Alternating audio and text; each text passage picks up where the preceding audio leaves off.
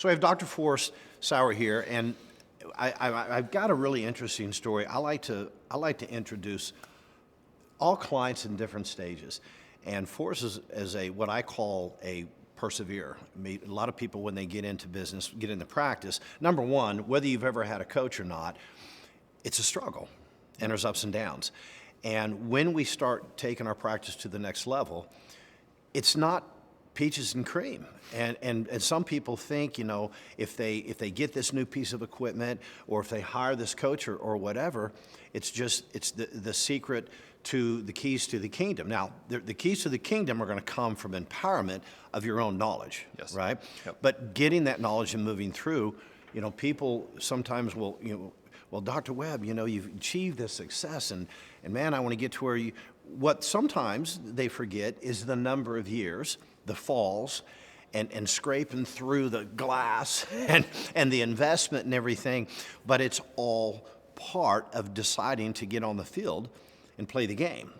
And you've got a great story where you've come from, the town you live in and everything. So why don't you tell us a little bit about yourself, where you're from, and we'll kind of go from there. Okay. Yeah, I'm from Fargo, North Dakota, and I think most people remember Fargo from the one movie. yeah, I know, right? I know, yeah. So from the one movie. we don't have any wood chippers. Or anything Is it up there. similar to the movie? No, It's okay. not at all. Okay. Not at all. Yeah, and a lot fewer bomber hats than you picture. Okay, all right. But yeah, I got into practice about 5 years ago. Started right out of school, thinking I had the world by the tail, and I was just going to open up shop. I was going to open up a functional medicine clinic. I'm a chiropractor, and people are just going to start flooding in. Well, obviously that didn't happen. In Fargo, people hadn't really heard of what functional medicine really was, so it was up to me to start educating. Now, when you just pause, because again, Yes. a lot of prospective people looking at this, a lot of them understand this new term, functional medicine. A lot of them don't. So when you say people in your community don't understand that term, doctors don't understand either. Really, what you were trying to do is really be a life coach on top of your doctrine. Would that be fair? Absolutely. I was trying to educate my clients and have them make lifestyle changes. So it's proactive care. Let's Yes, simplify. Yes. Okay. Yeah, proactive care. So I was Okay. trying to educate people on really being proactive with their health, which is, you know, if you haven't heard of that before, it completely, you know, explodes your mind. So, anyways, I was getting out and I was talking to the community, and I was speaking, everything. I always enjoyed teaching and getting out. That's when I really come alive, and nobody was coming in. And so I still enjoyed speaking. I was doing that a lot, you know, about 4 or 5 times a week. No results. And so I really had gotten to a point where I'd been in practice for 2 years. Nothing had really changed. And I was just kind of limping along. The clients, it was really frustrating to practice that way because it was a fee-for-service model. People would come in. Ouch. I would tell them to make some lifestyle changes, and they would say, "Thank you so much." And then they would leave and come back 2 weeks later, and they would have not made those lifestyle changes. And then they would have blamed me because their health isn't changing. Their symptoms aren't changing. The magical supplements that I'm giving them aren't really effective. Well, you know, it's because they're missing a lot of the pieces of the puzzle. And so it was just a lot of frustration. And I had been looking for a coach, you know, a guidance, and a lot of the coaching out there is insurance-based. How do you get your chiropractic numbers up and adjustments up and whatever else? Or like a membership model, and it just really didn't seem like a good fit. And then I heard you talking on a podcast, and I said, well, this guy sounds pretty interesting. And I started researching more and just fell in love with the model and the system. And You know, when you were out, and again, I really respect when doctors get out of their practice and go to the community, because the community has been taught one model, and that model has taught them, I'm the patient, I'll come to you when I have a symptom, you're the doctor, you're responsible to fix me, and I'm entitled because I have insurance. Right. And you were willing to go out and try to help dispel the myths of that and help them understand that they can become empowered.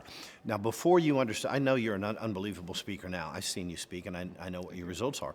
But when you were speaking before and they weren't moving, did you think it was your fault, or did you think they just didn't care? honestly?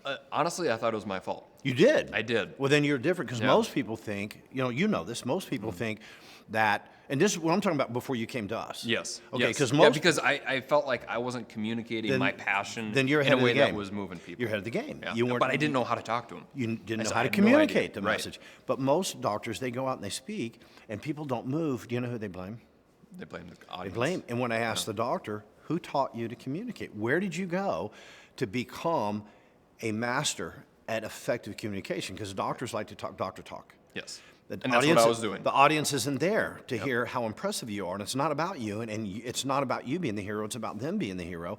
And when you've gone through the training, because training to speak and communication, as you know, I always tell clients, if you learn to communicate well and you can move people to act, then you're a true leader, you're a coach, and you can build your practice as high as you want it with those skill sets. So use those, because it's responsibility, because you are a teacher. And now that you've learned to do that, instead of them not moving forward, what happens now when you speak? People love it. They engage with me. I'm a lot more comfortable. I used to be really scared. I wouldn't take questions, and now I love it when people add to the conversation, because that's what we're really having. You can have a conversation with 10, 20 people, and you just be comfortable. And I just really live out my passion through that. And when I record my talks, and so you can see that just your eyes pop or my eyes So pop. it's and not, just it's not about, something comes. it's not being a polished speaker. You don't have No. to. In I fact, mess up all the time. In fact, that would hurt that would Probably. hurt your Yeah, well, they well- need authenticity. So you can go on autopilot. Like you have all the words to say. You've done it a million times. You can go on autopilot, but that's when you're not connecting with your audience. That's when you're not going to make a difference and you're not going to move people. It's when I can't even tell you how many times I'll just go off on this random tangent, completely lose where I'm at, and then I'll ask the audience, "Where was I?" And they love it because it's a part of the conversation. You're having a real. conversation. It's not about being a polished speaker. No, In fact, that can hurt you. Yeah. But when you do that now when people come into your practice, Yeah. you've pre-educated them. Yes. And I know that when you say they love it, what you mean by that, I think, is that they're taking action. Yes. To come into your Well, I'm practice. empowering them to take action for themselves. But they're paying for a consult. Yes. And they're coming into your office. Okay, Yeah. that means I'm effective. Not, that was a great talk. It was a great talk because they're moving in. So when they come into your applause is the office, kiss of death. I hate it want when- them. I don't want them to applause it. I know, want them yeah, to come up. yeah. So and sign up. So when they come into your office, are they coming in with the mindset? Do you take insurance? I'm the patient. You fix me, and I'm entitled. Or are they coming in with a different mindset? One more of, I finally found this different breed of doctor. I mean, what are they coming in with? What's attitude? Do you have to struggle moving them to start taking care of themselves? It's a different place. They come in and they're majority of the way already there. I mean, they really are because of what I've covered during the talk. So the talk in itself, would you say, it's kind of the initial consult? Absolutely. Except in a group. Absolutely. Okay. And so do you take insurance at all? No. So would you ever want to go back to insurance? Absolutely. Hell no. Okay. And here's the other deal. I know I work with you all, and our coaches work with you. Is it easy to gain success? Because I know how much success you've gained, but I also know some of these things happen too. Absolutely. What would you say about that? It's not easy. It's not easy. If someone told you that it would be easy and it just wouldn't take the effort that you put in, would you have a little bit of skepticism about that? I know people want to hear that. Yeah. I mean, everybody wants to hear that. You can change people's lives and learn to become a better person without going through challenges. It's kind of like what you were saying before, where you have this overnight success. Well, that overnight success took 10 years to build, and so it was. It's really been just one challenge after another, and there's been some very, very big challenges that FPC has really helped me overcome. So when you have a challenge, number Yeah. one, do you think the challenges will ever go away? No. So when you have a challenge, would you rather be an island, or would you rather have people that have been there before? Would you rather hang around a lot of smart people that can work with you rather than try to tackle that yourself? I wouldn't be here without. Yeah. And every time that I see you take a challenge, I've never seen you back down from a challenge. I've seen you stressed, like any client. I've never seen you back down, ever. I've never seen you want to quit. I know that those little struggles, I was there too. When you say 10 years, people don't realize in those 10 years, well, do sometimes you feel like quitting, yes. And then you ask yourself, what else am I going to do?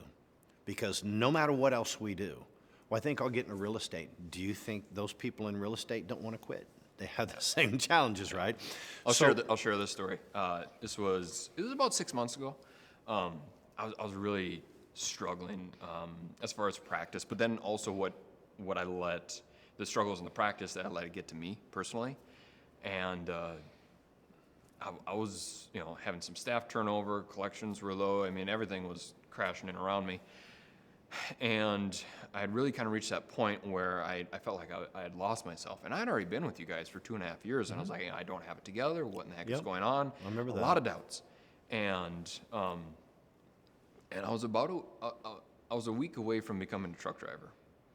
And I got on the phone. I wasn't in Island. I got on the phone with one of your coaches. And I didn't have any money to come down to Quarterly. Quarterly was that weekend. And I said, is it worth it for me to come down? And he said, as your friend, because that's who you guys have really become, is as your friend and someone who genuinely cares about you, I think you should come down.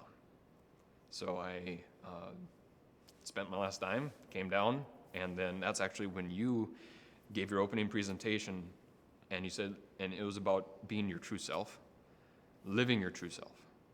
And I realized that, while I can drive a truck, that's not who I was. And I also realized that I wasn't being my true self in the presentation, in the seminars, but also in the ROF. Like I was trying to become you, I was trying to become someone else who was really successful, but I was never me. And so it took me to get to that point where I was completely broken and really just started becoming myself and speaking the way I would rather speak, and speaking my passion. And things just Turn around. clicked. So now that you had that challenge, Yeah. would you take it back? Would you rather it not have happened? You always wish things weren't so painful, but no. I You would wish not- I things would weren't not- painful, Yeah. but if you took it back, would you be the man that I'm Absolutely standing in not. front of right now? Do you think that if we had another young client that had challenges like you did, would you rather have gone through what you went so you could support that person? Because we're not the only coaches here. Right. You guys become Yes. coaches and support yourself. How would it feel to be able to support someone else through the challenges that you can say, I got you. Yeah. I know. Why? Because I've been there, and let me tell you what, we got you. Yeah. So again, we all go through challenges, and I like to talk about them because people have to embrace those challenges. Entrepreneurship is not for the weak. Right. It's not for the people that will succumb to their fears. I don't believe very many people out there in the world would want to succumb to their fears. They need to be around people that have the leadership mindset, and they need the support. So we can't do it on our own. I couldn't do it on my own. I have plenty of mentors, and I've had people reach out and pick me up when I fall down. And I've been doing this a long time, and we've grown incredibly. I mean, we got a huge event here going on, as you see. I still have to have people work with me on my challenges too. So that's part of life. So what would you tell someone that's going through fears or resistance? Man, should I move forward? Should I get a coach? Is FPC the right play? What would you say to them? Well, if you're going through challenges, that means you're growing, and I know it's not easy to hear that. It's easy to say, but it's not easy to hear and really live that out. But if you're trying to do it on your own, I wouldn't be here. I would be doing something completely different, and really kind of betraying my true self. And so, I think that's what a lot of people do. Is they have a job, and they just do what they are supposed to do, that is normal, and you meet them and they're just kind of empty.